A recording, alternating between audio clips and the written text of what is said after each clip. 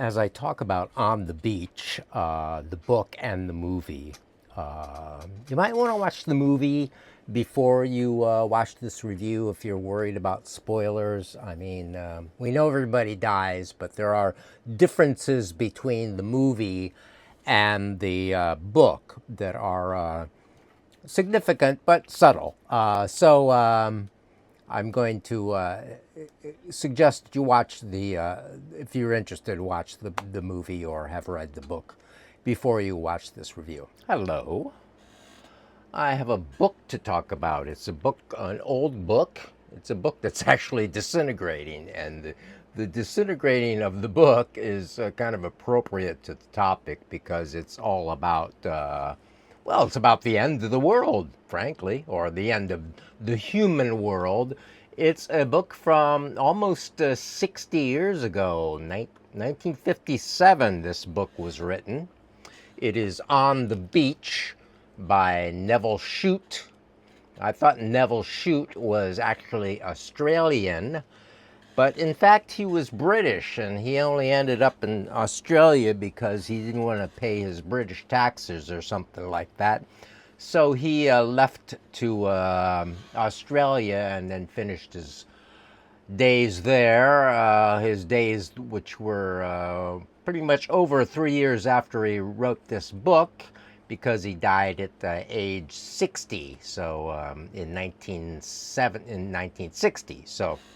And in 1960, there was also, I think the movie, or maybe the movie was 1960 anyway, there was a big movie of this. So I've been hearing about this like all my life. Like in the 50s, this was a big book in the 50s. And I remember when it was around and my parents talking about it or something. I don't know if they read it, but surely they saw the movie. And the movie has big stars in it, like Gregory Peck and Ava Gardner and Fred Astaire and Anthony Perkins. So so I thought I'd read the book because I had it, because I found it in a little free library in the neighborhood here, I don't know, a year ago or whatever, and picked it up there. And it was discussed on Facebook. I'm involved in this Facebook group, Vintage Paperbacks. So they put the photos of vintage paperbacks, and a few days ago someone put a photo of one of the paperbacks of On the Beach. It wasn't this one, it was a later one, because it was all the movie tie-in, so it had all these pictures from the movie and everything. This is before the movie.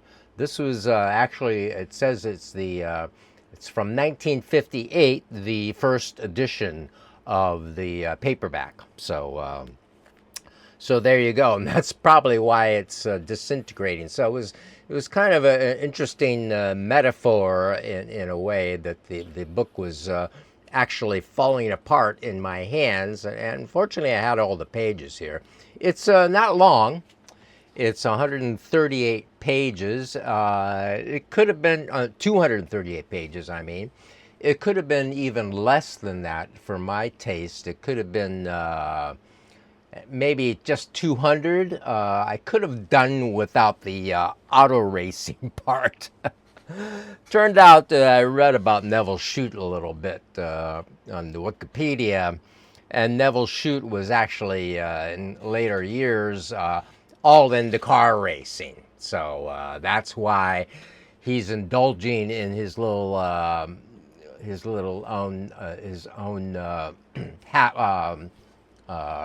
hobby of racing race cars. So one of the characters, the nuclear scientist in the thing, has a Ferrari that he's kept in his garage. Now, okay. So they're in this town. They're in town somewhere near Melbourne, they're in Melbourne, or they're back and forth from Melbourne, out from the rural sticks. I didn't really look at the map to see if any of this corresponded with real life. But what's gone on is there has been a nuclear war sometime in the recent past. And what's going on is that the radiation is blowing all around the globe. And they are, of course, in Australia, in the southern hemisphere. And apparently, most of the action with the nuclear war went on in the northern hemisphere. So it's taken a while for the radiation to get to the southern hemisphere and affect these people and kill all these people. Now, having listened to other things about nuclear war, particularly Annie Jacobsen's Nuclear War, was that what it was called? I think it was called Nuclear War. The recent book by Annie Jacobsen. I listened to the audiobook of that a year or so ago, and so I got all these details about the nuclear war, about, she goes down what exactly all happens. Also, the movie Threads pretty much covers the same. There's lots of nuclear Holocaust movies. Spoiler alert. Are we all ready? Okay. Everybody dies. So that's what happens in the book. Ultimately, everybody dies. So the novel's really kind of just a contemplation about death and what to do when death is approaching, and how these people are dealing with the idea of death approaching. And of course, death is always approaching. We are all going to die, and it was interesting for me to read it now and in this time of my life. Like, I think I saw the movie years and years ago. Sometime in the murk of the 20th century, way back. I don't know. So I don't remember the movie very well, but I'm thinking I might watch the movie and then add to this video after I watch the movie, and compare. Because the movie must be softer in some way, must be somehow hopeful. But, actually there are some pretty downer, not hopeful nuke movies that came out of that period, around 1960-ish. For instance, there is Failsafe. Now, with Failsafe, which is a really good movie, there's an accident where one of our planes gets through and it's not getting called back, and so it's ending up going to be bombing Moscow. And so our dear President Henry Fonda decides that, okay, well then, Chairman of the Soviet Union, we'll do you a deal, and we'll zap New York too. So then, so that'll balance it out and everything will be all right. I don't know. But anyway, the thing that's probably not actually that accurate, but only, in the limited knowledge or whatever they had at that point. I mean, this is 1957 is, only 13 years after, 12 years.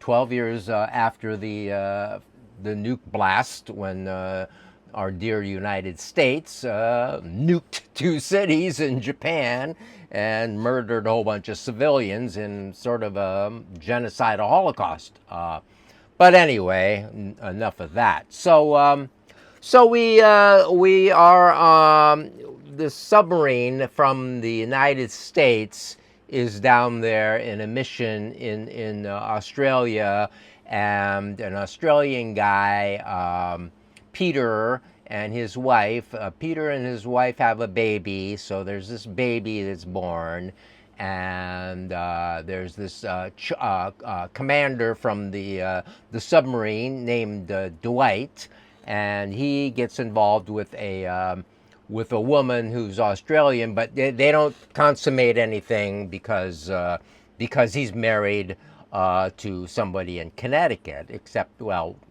we kind of all know that everybody's dead in Connecticut, but he keeps holding out. There's a lot of denial going on in all these people. Like, he keeps talking about going back to Connecticut, and he has 2 kids in Connecticut, and he buys a fishing rod for his boy, and he wants the woman he gets involved with has a a pogo stick, so he wants a pogo stick for his daughter. So they find a pogo stick for the daughter, and all these kind of things go on.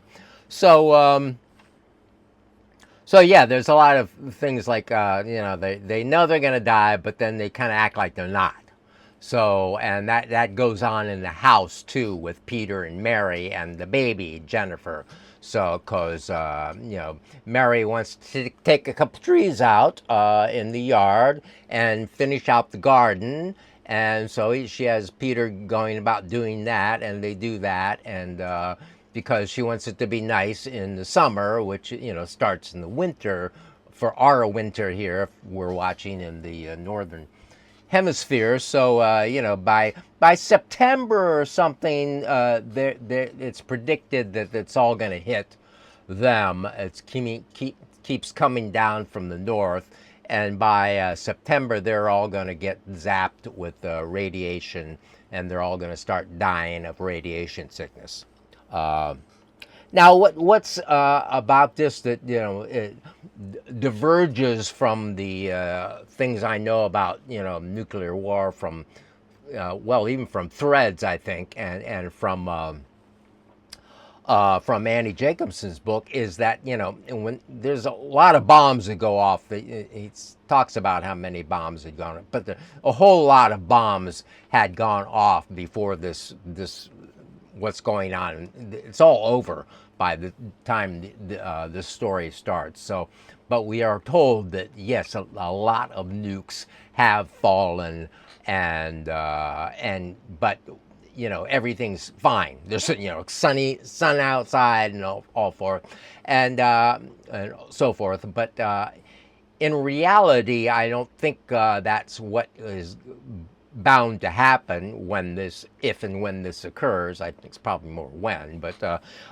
is that there is such a thing as nuclear winter, because all this debris from all these horrifying bombs goes up into the atmosphere and blots out the sun, and all the plants die, and all that stuff, and that's another way that life is kind of snuffed out if they're not hit with the radiation or the blast or anything. So, the submarine does go on a mission to the back to the USA, to the West Coast. They talk about a previous mission that goes up to up the other another submarine that has gone up to the other side of North America into New York and so forth, and found the George Washington Bridge. It couldn't get further than the George Washington Bridge because the bridge is like in the river. So they go.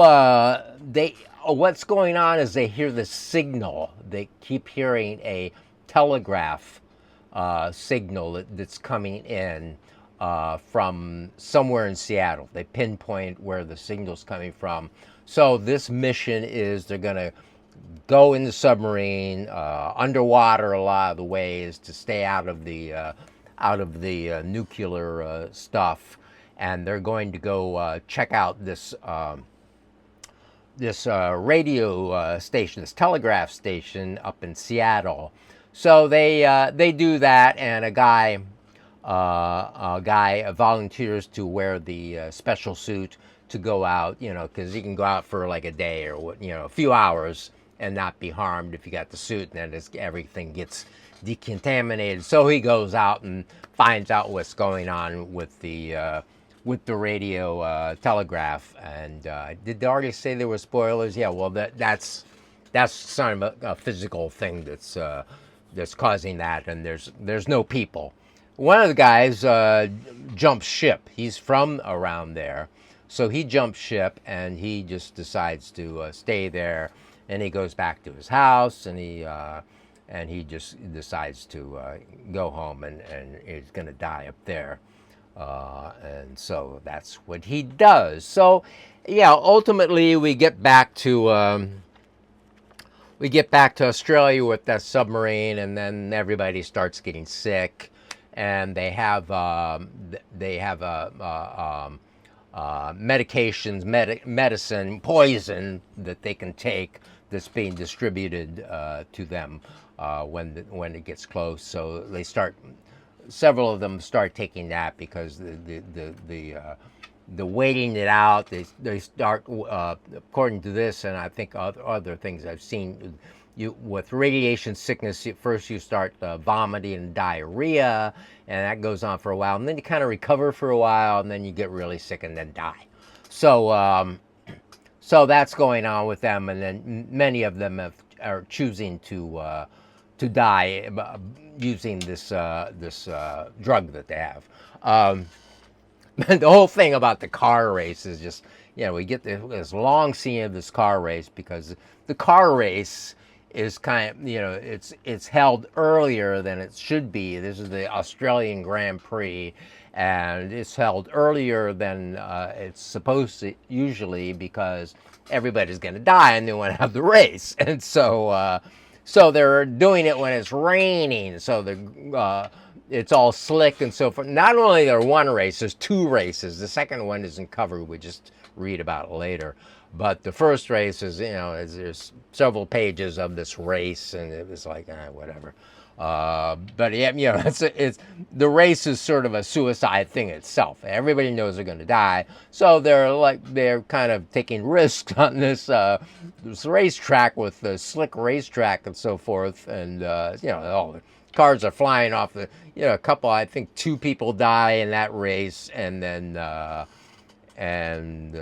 several are injured, and then that's a qualifying race for this other race. And that race, like 6 people die or something. So it's all this like I'm gonna have fun driving my car really fast and die that way, because that's the way I want to go. So yeah, so it was it was okay. I enjoyed reading it. It was interesting. Yeah, it's an interesting little book. It's kind of very sexist, really. It's the wife, the wives don't understand stuff as much as the men. They have to explain it to the wives, and all that. It's kind of Australian and kind of sexist. So yeah. Oh, and there's a little part here where I think I'll read a little bit about how the war was going down. These two characters are talking. I think it's Mara, the woman. No, it's Peter and his wife. They're talking about it. Let's see. He says, we gave England moral support. Because she says, well, Australia wasn't involved in this, were they?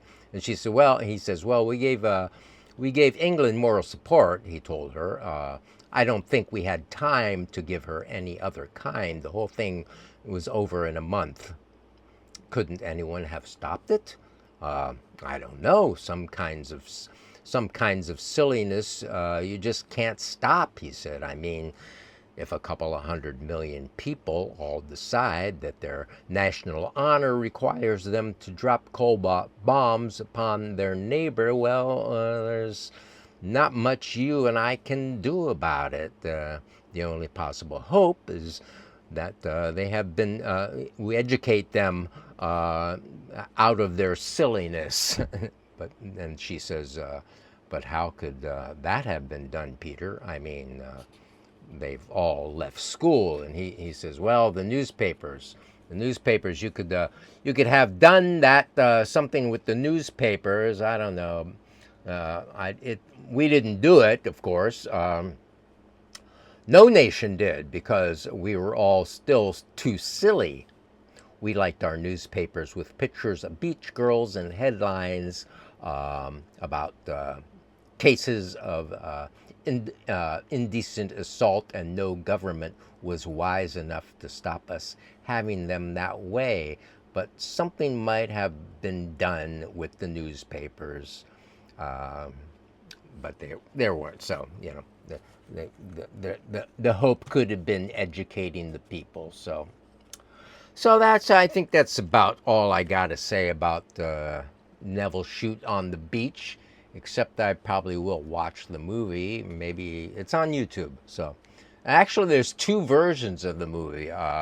There's a 2000. There's a mini series, I think, of the novel, which runs over like 3.5 hours or something. I don't think I'm gonna spend the time watching that, but I think I will watch the original on the beach because Anthony Perkins is in it. I like him, so it's worth watching it for Anthony Perkins. Let's put it that way. So maybe I'll come back if I watch the movie and finish this. Okay, I watched the movie, and the movie's really good. Actually, I thought it was. It's excellent. It's a really very very good movie, and it's as good and might even be a little bit better than the book, and that's something that rarely you hear from me. That the other media, the movies, are better than the book. But in this case, Stanley Karamer directing the movie. The screenplay was written by, by John Paxton from the novel, and the guy did a really good job of it.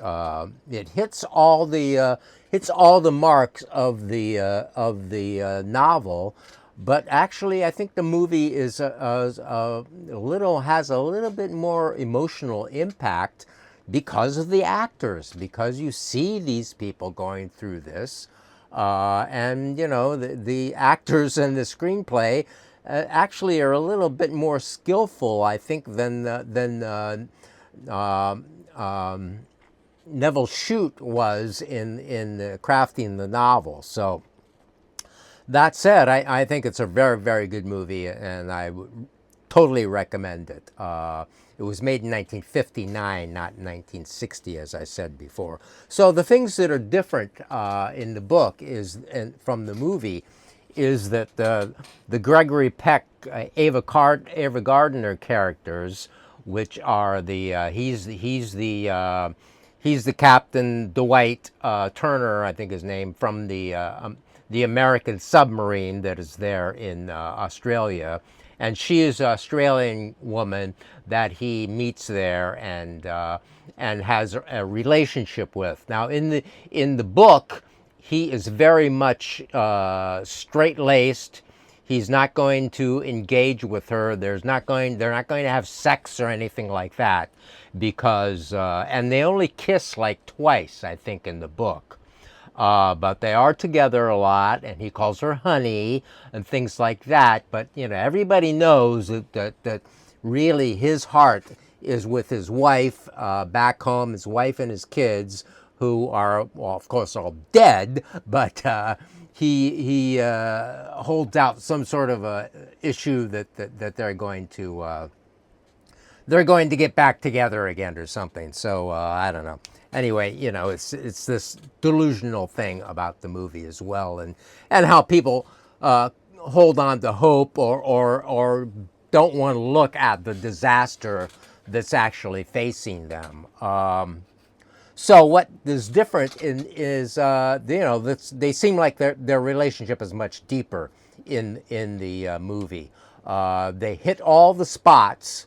The same thing, like they go fishing, but on the fishing trip in this cabin somewhere, she makes sure that they're going to have two separate rooms, and that's not really clearly pointed out in the movie, because they're like making out, and then it cuts to the end of the scene, So he could have stayed in her room in the movie and so forth. So that kind of stuff it's a little bit more a little bit different. Also, the very ending. In the very ending of the book, he takes off Dwight with a skeleton crew of the submarine, because a lot of guys have had relationships here in Melbourne, and they're going to stay down there, and they're happy to stay there, and he's happy to let them stay there. But he has his duty bound thing again, where he's going to take the boat out, the submarine out into international waters and sink it with a skeleton crew aboard. And they don't say that though in the movie.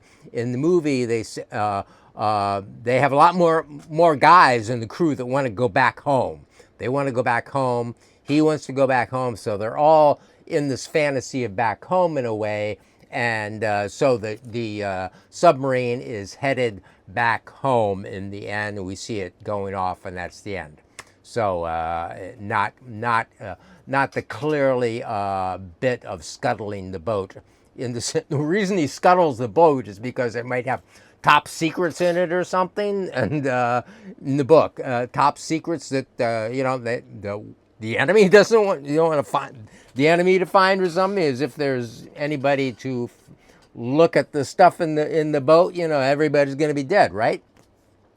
So then there's a really good scene that I want to show here for you, where they asked how it all starts, which is not really in the book either, but is really well done, I thought, in the movie. So, who do you think started it? The war? Albert Einstein. You're kidding. Do you really want to know who I think started the war? Yeah. Why? Well, you're an egghead, aren't you? Who would ever have believed that human beings would be stupid enough to blow themselves off the face of the earth? I don't believe it even now. Well, we didn't want a war. We didn't start it. Come on now, how did it start? The trouble with you is you want a simple answer. There isn't any. The war started when people accepted the idiotic principle that peace could be maintained by arranging to defend themselves with weapons they couldn't possibly use without committing suicide. Everybody had an atomic bomb and counter bombs and counter bombs. The devices outgrew us. We couldn't control them. I know. I helped build them. God help me.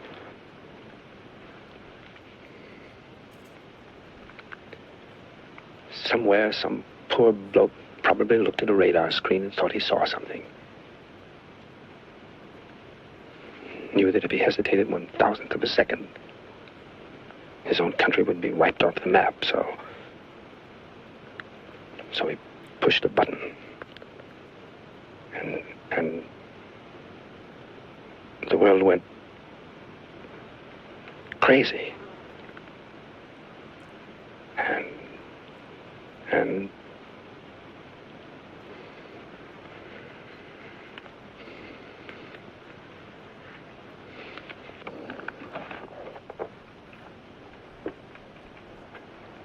so it goes for the fail-safe bit.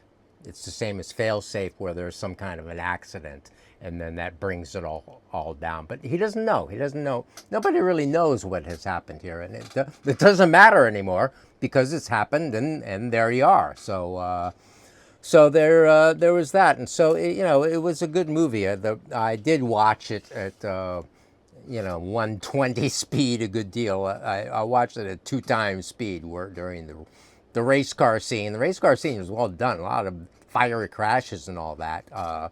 So yeah, the movie is really good, and you could probably just watch the movie and not bother with the book. The book did get a little tedious toward like 3/4 of the way through, and I was like, okay, let's all die and get it over with. It was I had the same kind of a feeling that I did about that the people may have had as far as it going on. And once again, it was it's an interesting book for me, a story for me in that I'm old, and so I don't really have who knows how long anyway, and who knows how long I want anyway. But so there's that, and in our times, like all these wars going on, and Zelensky and Russia and all that, and it's like we're kind of closer to the nuclear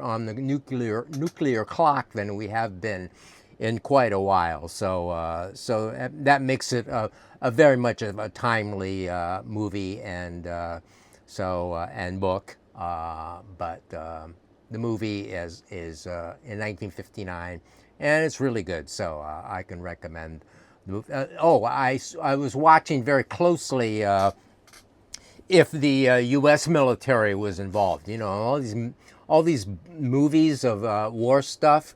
The U.S. military, if you're going to use their equipment or anything, they get to see script. They get to change your script. So if you're doing like a Top Gun Maverick or something, then the